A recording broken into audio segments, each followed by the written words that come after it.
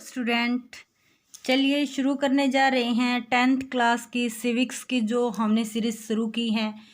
First chapter हमारा सत्ता की साझेदारी, आज ये उसका सेकंड पार्ट है।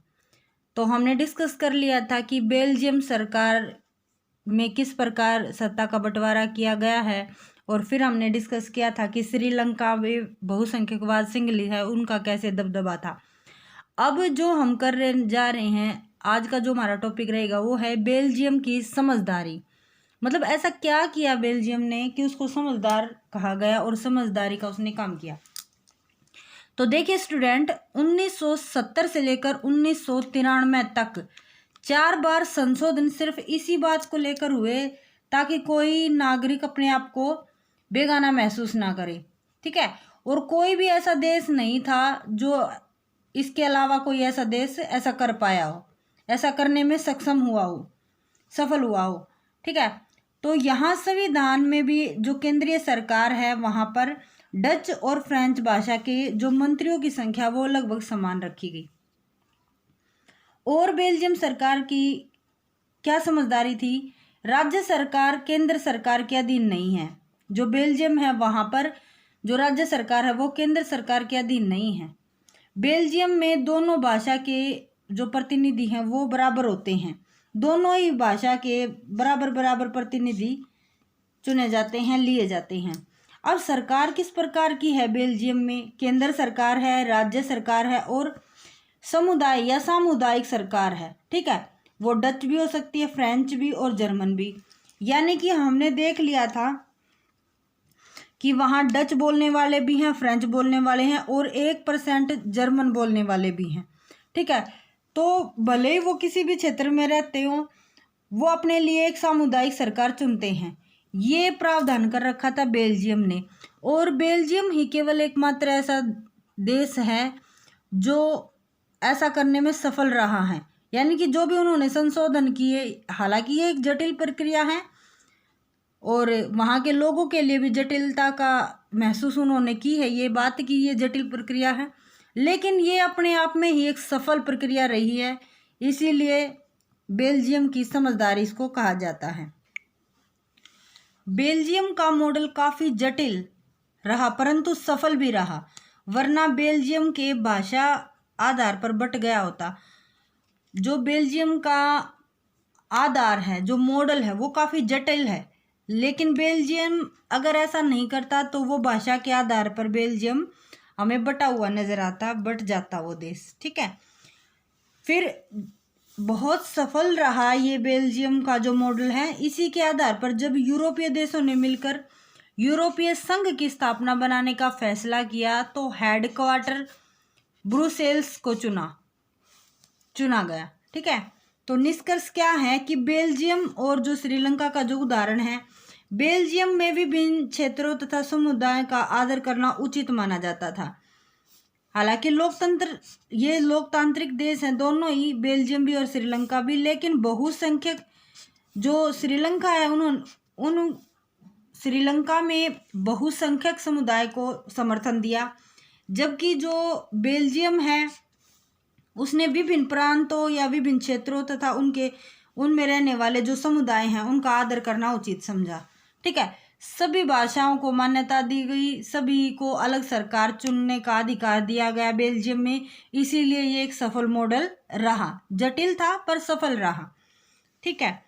अगर बात करें बहुसंख्यक की, अगर बहुसंख्यक अल्पसंख्यकों पर अपना प्रभुत्व जमाने तथा उनका समान अवसर न दें तो इससे देश की जो एकता है वो संकट में आ जाएगी, ठीक है। अगर हमेशा ही बहुसंख्यकों का ही समर्थन किया जाए तो जो अल्पसंख्यक हैं वो अपने आप को हीन दृष्टि से देखेंगे, हीनता की भावना उनमें आ जाएगी, ठीक है। ये उदाहरण था हमारे चैप्टर में। अब नेक्स्ट जो टॉपिक आता है वो है सत्ता की साझेदारी क्यों जरूरी है। अब इसके हमने 2 पक्ष लिए हैं। पहला पक्ष तो ये है कि सत्ता का बंटवारा होना चाहिए। कुछ लोगों का मानना है कि सत्ता का बंटवारा होना चाहिए, देखिए, ताकि सामाजिक टकराव हिंसा का रूप धारण न कर ले, इसीलिए सत्ता का बंटवारा होना चाहिए। दूसरे लोग मानते हैं कि बहुसंख्यक प्रभुत्व होना चाहिए, परंतु ये भी बात है कि बहुसंख्यक जोर जबरदस्ती से किसी से भी अपनी बात मनवा लेना आगे चलकर विनाशकारी हो सकता है। ठीक है, तो ये दोनों ही बातें जरूरी हैं कि सत्ता का बंटवारा होना चाहिए या नहीं होना चाहिए। अब देख लीजिए, सत्ता की साझेदारी दरअसल लोकतंत्र की आत्मा है। लोकतंत्र में ही क्या होता है, केंद्र सरकार, राज्य सरकार, फिर स्थानीय सरकारों में जो पावर है वो बटी होती है, ताकि निर्णय मतलब कोई भी कड़ी ऐसी ना हो कि जो कमजोर हो जाए। अगर स्थानीय क्षेत्र पर कोई समस्या है तो उसका वहीं उसी स्तर पर रहकर उस समस्या का समाधान कर दिया जाए। अगर उससे नहीं होती तो फिर राज्य सरकार, फिर राज्य सरकार से भी नहीं होता तो केंद्र सरकार। मतलब ये कड़ी है एक दूसरे से जो जुड़ी हुई हैं। अब इसमें बताया गया है कि दो तर्कों में एक युक्तिपरक या समझदारी पर आधारित तथा दूसरा सत्ता के बंटवारे के अनंत समाई या निहित होने का महत्व बताती हैं। ये दोनों ही सिचुएशन है। एक तो बताती है युक्तिपरक। युक्तिपरक का यहाँ मतलब होता है लाभ हानि का सावधानीपूर्वक हिसाब लगाकर तब लिया गया कोई फैसला। ठीक है स्टूडेंट। और दूसरा क्या है कि जोर जबरदस्ती से किसी से भी बात अपनी मनवा ले। नेक्स्ट जो टॉपिक है बेटा हमारा वो है सत्ता की साझेदारी के रूप में। ठीक है, अब सत्ता का बंटवारा है वो सरकार से माना जाता है। जैसे अगर हम इंडिया की बात करें, अपने भारत की बात करें, तो इसमें 3 अंग माने जाते हैं, जैसे विधायिका, कार्यपालिका और न्यायपालिका। अब विधायिका कानून बनाने का कार्य करती है, कार्यपालिका उन नियमों और कानूनों को लागू करवाती है, और न्यायपालिका अगर कोई व्यक्ति उन नियमों और कानूनों का उल्लंघन करता है तो न्यायपालिका उसको दंड देती है। ठीक है, इसी को सत्ता का क्षैतिज वितरण भी बोला जाता है। कई बार ये क्वेश्चन पूछा जाता है स्टूडेंट, और ये काफ़ी इम्पोर्टेंट है, ये यूपीएससी में भी पूछा जाता है।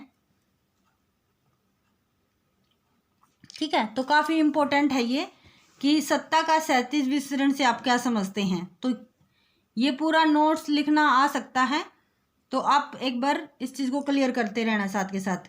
यहाँ पर सत्ता की साझेदारी का मतलब है, कुछ लोग तो मानते हैं कि जो पावर है वो एक व्यक्ति के हाथ में हो जानी चाहिए, जैसे राजा। ठीक है, और ताकि जो जितने भी फैसले हैं वो जल्दी से जल्दी लिए जा सके, क्योंकि लोकतंत्र में क्या होता है, कोई निर्णय विधायिका लेगी, फिर कार्यपालिका, फिर न्यायपालिका, या फिर संसद में है, जैसे कोई पहले लोकसभा में कोई विधेयक जाएगा, उसके बाद राज्यसभा में, फिर राष्ट्रपति उस पर हस्ताक्षर करेगा, उसके बाद जाकर ही कोई नियम या कानून बनाया जा सकता है। तो जो प्रोसीजर है लोकतंत्र में वो काफ़ी लंबा हो जाता है।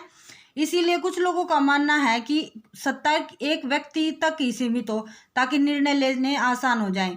लेकिन ये खतरनाक साबित हो सकता है, क्योंकि अगर किसी सत्ता एक व्यक्ति के अंतर्गत ही समाहित हो जाएगी तो वो आगे चलकर क्या बन जाएगा, तानाशाह बन जाएगा।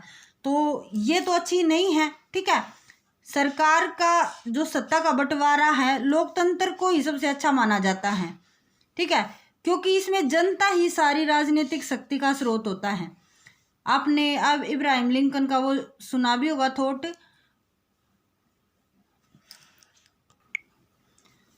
इब्राहिम लिंकन ने कहा है कि लोकतंत्र एक ऐसी सरकार है जो लोगों के द्वारा चुनी जाती है और लोगों के लिए चुनी जाती हैं, और लोग ही उस पर शासन करते हैं। ठीक है, तो उसी को क्या कहेंगे, लोकतंत्र कहेंगे। अब देख लीजिए स्टूडेंट, पूरे देश के लिए, यानी कि पूरे देश के लिए सरकार, पूरे देश के लिए बनने वाली सरकार को सामान्य सरकार जो होती है उसको अक्सर संघ या केंद्र सरकार कहा जाता है। फिर से रिपीट कर देते हैं, पूरे देश के लिए बनने वाली ऐसी सामान्य सरकार जिसको अक्सर संघ या केंद्र सरकार कहा जाता है। नेक्स्ट इसमें आता है कि राज्य सरकार क्या होती है। जो प्रांतीय या क्षेत्रीय स्तर की सरकारों को हर जगह अलग अलग नामों से पुकारा जाता है। जो अलग अलग जो प्रांतीय स्तर पर होती हैं या क्षेत्रीय स्तर पर होती हैं उनको भारत में राज्य सरकार कहा जाता है। अब देख लीजिए स्टूडेंट, ये जो था वो था सत्ता का क्षैतिज वितरण या बंटवारा। ठीक है, अब हम देखेंगे सत्ता का ऊर्ध्वाधर बंटवारा किस प्रकार होता है। देख लीजिए, टॉप में क्या होती है, केंद्र सरकार होती है, उसके बाद राज्य सरकार होती है, फिर स्थानीय सरकार होती है। स्थानीय सरकार को भी दो भागों में हम एक तरह से डिवाइड कर सकते हैं। एक तो पंचायती जो गांव में होती है और नगरों में होती है नगर पालिका, ठीक है। तो ऐसी जो सिचुएशन आती है या ये इस प्रकार का जो मॉडल होता है उसको ऊर्ध्वाधर सत्ता का बंटवारा कहते हैं। अब देख लीजिए, केंद्र और राज्य सरकार, जहाँ से हमारा चैप्टर हमने शुरू किया था सत्ता की साझेदारी, जिन एग्जाम्पलों से लेकर जैसे बेल्जियम और श्रीलंका उदाहरण से हमने शुरुआत की थी, तो यहाँ पर सत्ता का जो बंटवारा था, बेल्जियम सरकार ने तो केंद्र, राज्य और स्थानीय सरकार के रूप में अपनी सरकार को बांटा हुआ था, और डच और फ्रेंच जो भाषा बोलने वाले थे उन मंत्रियों की उन्होंने बराबर संख्या रखी थी, ठीक है। लेकिन जो श्रीलंका है उसमें ऐसा नहीं हुआ। उसमें जो सिंगली भाषा है केवल उसी को ही प्राथमिकता दी गई, और तमिल जो लोग थे उनको ठेस पहुंची थी। उनके साथ अच्छा व्यवहार नहीं किया गया, उनको हमेशा से दबाया गया, और आगे चलकर जिन्होंने गृह युद्ध का भी रूप धारण कर लिया। देखिए स्टूडेंट, सत्ता की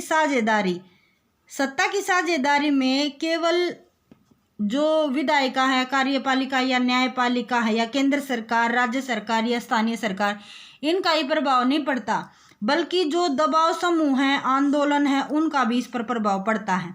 सपोज करो आरक्षण के लिए आरक्षण के लिए किसी ने अपील की, दबाव समूह ने दबाव डाला कि उनको आरक्षण चाहिए, ठीक है। तो यहाँ दूसरा समूह दबाव डाल सकता है कि इससे तो जो भी अयोग्य हैं उनको नौकरी मिल जाएगी, ठीक है।